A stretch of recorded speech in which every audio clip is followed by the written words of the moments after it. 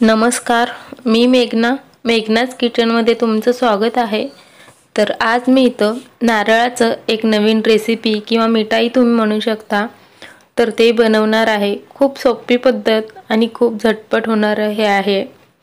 तर त्यासाठी मी इथं नारळ घेतलेला आहे आणि त्यावरचं हे असं जे चॉकलेट कलर असतं किंवा लाल कलर असतं ते सगळं काढून घ्यायचं आहे।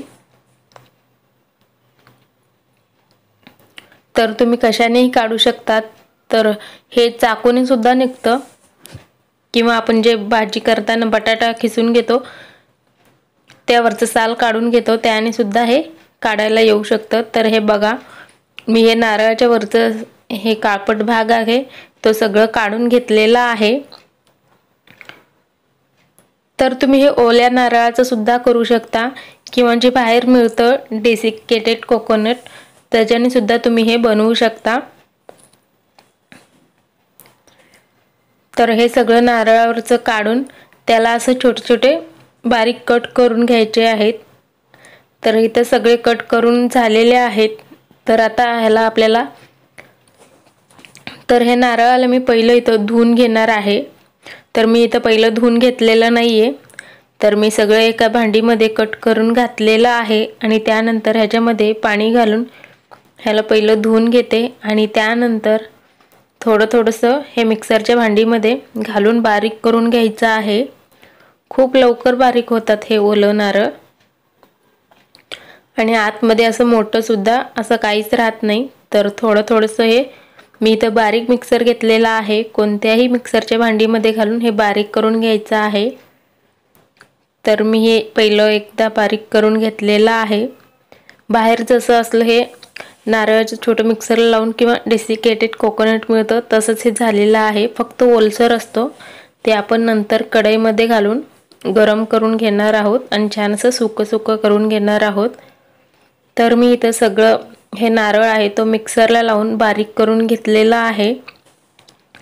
तर खूप छान असं दिसत आहे। त्यानंतर मी इथं त्याच मिक्सरच्या भांडीमध्ये थोडंसं दूध घेतलेलं आहे, साधारण पाव वाटी, आणि त्यानंतर साधारण 2 ते 3 चमचा मी इथं ह्याच्यामध्ये मलाई घालून मिक्सरला फिरवून घेतलं। जर तुम्हाला इथं मिल्क पावडर घालायचं असेल तर मिल्क पावडर घालू शकता मलाईच्या ऐवजी। त्यानंतर इथं एक प्लेट घेतलेला आहे, त्याला असं तूप लावून घ्यायचं आहे। खूप जास्त नाही लावायचं, फक्त थोडंसं लावायचं आहे। त्यानंतर इथं एका कढईमध्ये 1 चमचा तूप घालायचं आहे। तूप सुद्धा ह्याला जास्त लागत नाही। तर मी इथं 1 चमचा तूप घातलेला आहे किंवा त्यापेक्षा आणखीन थोडंसं कमी घातलात तरी चालेल। त्यानंतर हे आपण मिक्सरला लावून घेतलेलं नारळ आहे तर ते सगळं ह्याच्यामध्ये घालायचं आहे आणि ह्याला आपल्याला साधारण हे थोडंसं सुकं होईपर्यंत ह्याला असंच भाजून घ्यायचं आहे। तर गॅस इथं बारीकच ठेवायचा आहे। तर बारीक गॅसवर ह्याला आपल्याला थोडंसं वेळ लागणार आहे परतवून घेण्यासाठी। तर मी ह्याला 7 ते 8 मिनिटं असंच गॅसवर ठेवून परतवून घेतलेलं आहे। तर तुम्ही बघू शकता हे थोडंसं असं मोकळं होत आहे किंवा ह्याच्यात जे काही दूध किंवा पाणी असेल ते सगळं असं सुकत आहे। तर ह्याला मी इथं सारखं असं हलवत असं परतवून घेतलेलं आहे। तर बाहेर जसं मिळतो तसंच हे आता झालेलं आहे। फक्त ह्याला थोडंसं ओलं नारळ असल्यामुळे थोडंसं वेळ लागतो। त्यानंतर ह्याच्यामध्ये साखर घालायचं आहे। तर मी साधारण 2 ते 3 चमचे साखर घातलेला आहे। तुम्हाला जेवढं गोड आवडतं त्याऐवजी तुम्ही कमी जास्त करू शकता साखरेचं प्रमाण। त्यानंतर 1 मिनिट मी परतवून घेतलं याला आणि त्यानंतर जे आपण मिक्सरला लावून घेतलेलं होतं दूध आणि मलाई तर ते सगळं ह्याच्यामध्ये घालायचं आहे। तर गॅस इथं पूर्णपणे बारीकच ठेवलेला आहे। तर आता ह्याच्यामध्ये सगळं घालून झालेलं आहे। तुम्हाला जर ह्यामध्ये कोणताही फ्लेवर घालायचा असेल घालू शकता किंवा नाही घातला तरीही चालेल। हे नारळाचं असं सुद्धा खूप छान लागतं। तर याला असंच थोडंसं घट्ट होईपर्यंत मी परतवून घेत आहे। तर तुम्ही बघू शकता हे आता कढईला चिटकायचं सुद्धा बंद झालेलं आहे आणि ह्याच्यामधलं दूध आहे तो सुद्धा गायब झालेला आहे। तर ह्याला असंच मी इथं 4 ते 5 मिनिटं परतवून घेतलेला आहे।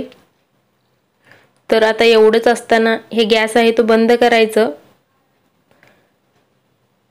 आणि ह्याला आपल्याला ते जे आपण प्लेटला तूप लावून घेतलेलं होतं तर त्या प्लेटमध्ये घालायचं आहे। तर हे मला प्लेट जरा छोटंसं वाटलं किंवा ह्याच्यात मला तेवढा आकार नाही आला, मला चौकोन असं आकार द्यायचं होतं। तर कढईला सुद्धा लागलेलं नाहीये, सगळं काढून घेतलेलं आहे। तर मी परत ह्या प्लेटमधलं दुसऱ्या ताटमध्ये काढून घेतलं। त्या प्लेटमध्ये मला येत नव्हतं तर थोडंसं असं चौकोनी ह्याला मी इथं आकार देत आहे।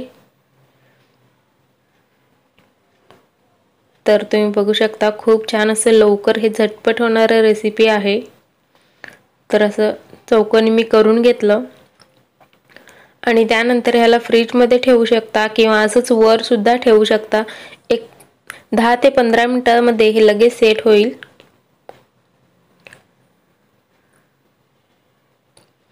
तर मी याला असंच 10 मिनिटं सोडलेलं आहे। 10 मिनिटांनंतर तुम्ही बघू शकता खूप छान असं हे सेट झालेलं आहे। तर आता मी याला लगेच चाकूनी किंवा कोणत्याही कटरनी हे कट करून घेऊ शकता किंवा कोणत्याही आकारात तुम्ही ह्याला कट करून घेऊ शकता। तर मी असं मोठे मोठे चौकोनीच इथं कट करून घेत आहे।